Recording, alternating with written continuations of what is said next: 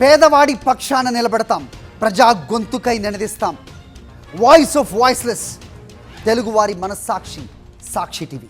సాక్షి TV ప్రసారాల కోసం మీ స్థానిక cable ఆపరేటర్ను వెంటనే సంప్రదించండి. రైట్, ఏపీలో రైతులకు యూరియా కష్టాలు తప్పటం లేదు.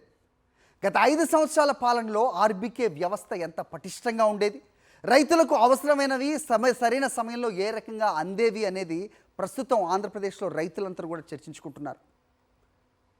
ఖరీఫ్ సీజన్ ప్రారంభమై 2 నెలలు దాటింది, అయినా యూరియా బస్తాలు రైతు సేవా కేంద్రాలకు చేరలేదు. శ్రీకాకుళం జిల్లా సరుబుజ్జిలి మండలం రొట్టవలస గ్రామ సచివాలయంలో యూరియా బస్తాలను పంపిణీ చేస్తామని అధికారులు చెప్పారు. అలా చెప్పడంతో సచివాలయం వద్దకు భారీగా రైతులు చేరుకున్నారు. అయితే గంటల పాటు వేచి చూసినా యూరియా పంపిణీ జరగకపోవడంతో అన్నదాతలు ఆందోళనకు దిగారు. ఇంకెప్పుడు ఇస్తారని రైతులు ప్రశ్నించడంతో కొంతమంది టీడీపీ మద్దతుదారులు ఇష్టం వచ్చినప్పుడు ఇస్తాం అంటూ నిర్లక్ష్యపు సమాధానం ఇచ్చారు. అంతేకాదు రైతులతో దురుసుగా ప్రవర్తించారు. దీంతో రైతులు టీడీపీ మద్దతుదారుల మధ్య వాగ్వాదం చోటు చేసుకుంది, తోపులాట వరకు దారితీసింది. రంగంలోకి దిగిన పోలీసులు ఇరు వర్గాలను చెదరగొట్టారు. చివరికి యూరియా పంపిణీ నిలిచిపోయింది.